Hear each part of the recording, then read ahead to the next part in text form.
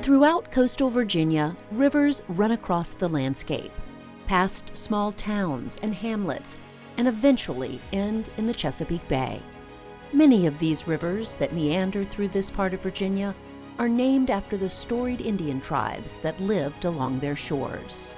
For centuries, the people of one of these tribes, the Chickahominy, have lived in harmony with the land and the river that bears their name. Located in Charles City County, Virginia, the Chickahominy Indian tribe was a large and important community that played a monumental role in the early development of our country and in the survival of the first permanent settlers in Virginia. But the story of what happened to this tribe after first contact is not an unusual one. Like all Indian tribes in America, over time they were marginalized and discriminated against, and treated as less than by the onrushing settlers into their lands.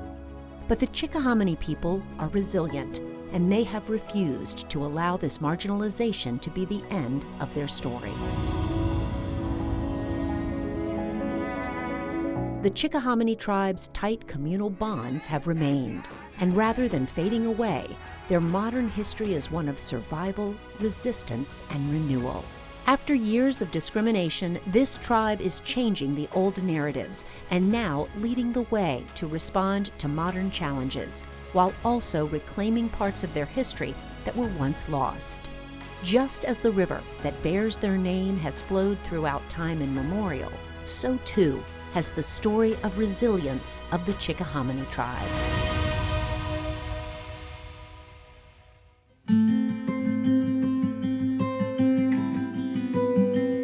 In the Chickahominy creation story, the Great Hare traveled to the Chickahominy River from the rising sun, carrying a magic bag that contained the Chickahominy people.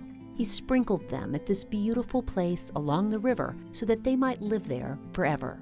They did live here for centuries, aligned with the Powhatan Confederacy, which was a network of tribes that once stretched across an area called Sinnacomica, or what is now called Eastern Virginia. For over 10,000 years, they thrived in these lands by farming, hunting, fishing, and gathering from the fertile soil and river.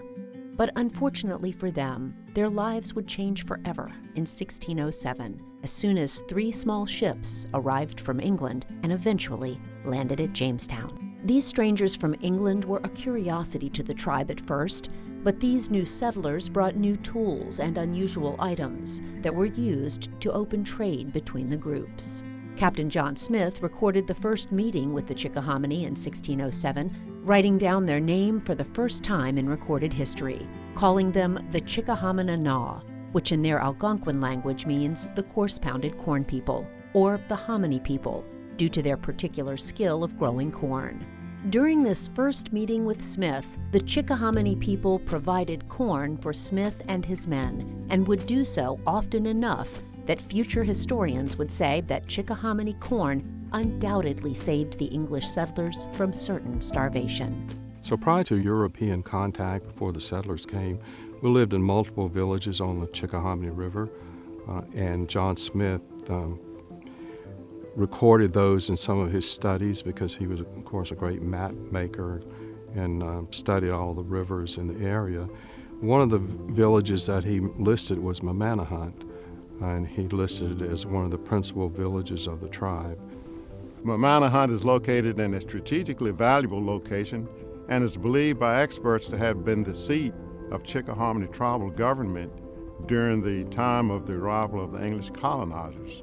This piece of land is without question the most culturally significant site to the Chickahominy people. When the English arrived, the Chickahominy were already well established. They were fierce warriors and skilled diplomats, respected by their neighbors. But, as with many native tribes, the arrival of Europeans introduced both opportunity and suffering, disease, land loss, and forced relocation. As time went on with the interaction with the colonists, they wanted more land as they grew tobacco and expanded beyond Jamestown. and it led to conflicts and eventually to the Treaty of 1646. And part of what that treaty did was to move tribes from their general area to everybody living in the same area, what is now like King William and King and Queen County on the Mattaponi River and Pamunkey River. So around 1646, 1648, Chickahominy tribe was moved from the Chickahominy River. As the centuries passed, the Chickahominy endured the pressure of colonization, the wars of expansion, and the slow erosion of their traditional lands. They fought to maintain their identity, their language, and their way of life, even as they were pushed into smaller and smaller corners of Virginia. But they persevered and held on to their legacy and familial bonds. Today, the Chickahominy tribe continues its journey of resilience. Recognized as a tribe by the state of Virginia in 1983 and officially recognized in 2018, the Chickahominy people are reclaiming their place in history. But their work isn't just about remembering the past, it's about shaping the future. Part of that reshaping happened recently when the 800-acre seat of Chickahominy power was returned to the tribe. Mamanahunt, known as Wilcox Neck when it was under English ownership, includes extensive hardwoods, pine plantations, farm fields, cypress swamps, wild rice, and tidal fresh marshes. The previous owners placed conservation easements, so it remains in somewhat the same condition as it was when Captain John Smith and his crew visited in early December 1607 to trade for corn.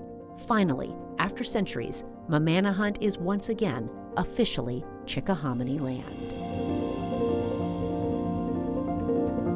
One of the big efforts that we have, now that we have land on the Chickahominy River again, we want to continue to improve the land and also to improve the river, again, to ensure that future generations would be able to use the river and enjoy the way we have.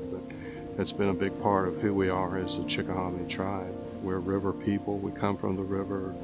The river was an important part of who we were and how we lived, and so we want to continue to see that prosper. And so a lot of what we're doing now is there are efforts to try to make sure that that happens as we do studies, as we see things that maybe we can improve the quality of the water, the quality of the land that the water moves against. It's just very important to us that now that, particularly now that we have the river, we've always been concerned about it, even when we didn't have land on the river. But now that we have land, we feel it's even more important that we continue to try to improve the river and take care of it as best we can.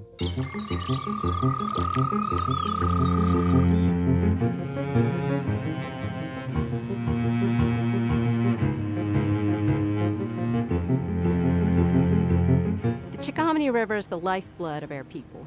It provided food, water, and transportation, but it also connects us to our ancestors. We've made it a priority to protect and preserve the river, not only for ourselves, but for future generations.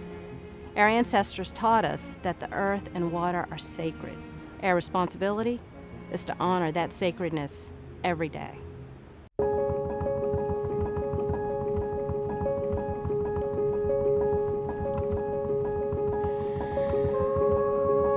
Today, the Chickahominy tribe is leading efforts to restore and protect the Chickahominy River, facing new environmental challenges like pollution, habitat destruction, and climate change. Through partnerships with local governments and environmental organizations, the tribe is working tirelessly to ensure that the river remains a source of life for future generations. They have been working to restore wetlands, improve water quality, and engage the community in conservation efforts. It's not just about the river. It's about teaching the next generation how to be stewards of the land. It's about healing the wounds of the past and restoring balance to the environment. To help improve the stewardship of the river and surrounding land, the tribe is working closely with the National Fish and Wildlife Foundation, National Coastal Resilience Fund, and the Virginia Institute of Marine Science to better understand endangered species that once were abundant in the river, including a particular interest in understanding how pollution is affecting the once bountiful Atlantic sturgeon population. Sturgeon are endangered all across their habitats. across North America, no matter what species they are, because of historic overfishing, specifically with the caviar industry. So what happens when you take a bunch of reproductive females from habitat, you're going to decrease the number of that population. And so while these fish are rebounding, we still don't know exactly what habitat they love, what makes them thrive. And so we're really focused on habitat restoration, or making sure that there aren't barriers for their restoration.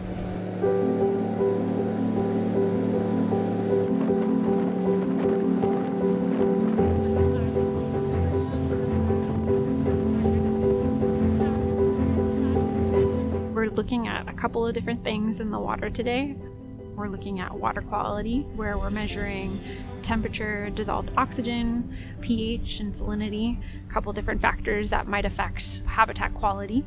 We do know some things about what sturgeon prefer or try to avoid, but just getting a better picture of what the habitat quality is here, even if it's just a snapshot in time today. And then we're also taking water samples themselves for eDNA, or environmental DNA. I was very excited to be introduced to the folks at the Chickahominy tribe because they're so enthusiastic about natural resources, and we have some of the same passions about making sure that our resources are here for generations to come.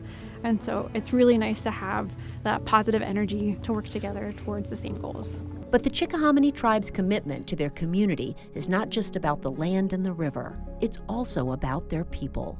Through language revitalization programs, cultural education, and family outreach, the tribe is passing down the wisdom of their ancestors to the next generation. I'm very fortunate to have grown up within a community where my father, he always talked about the Chickahominy history. He always told me who my family was, former chiefs that I'm related to. We have some extremely knowledgeable tribal members as well who are very open and ready to teach the younger generations about our history.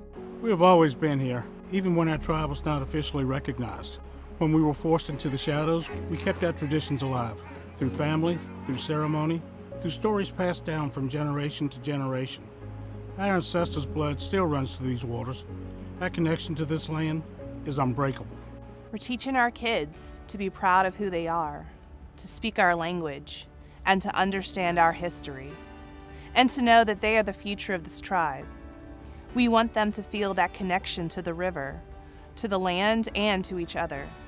That's how we ensure our culture doesn't just survive, it thrives. The Chickahominy people have faced unimaginable challenges throughout their history, but they have never lost their connection to the land and the water. Today, they stand stronger than ever, working together to ensure that their traditions, their people, and their river endure for generations to come. Our story is one of survival, yes, but it's also one of renewal and resilience. We are not just people of the past, but of the future. Our roots run deep in this land, and as long as this river flows, so will we.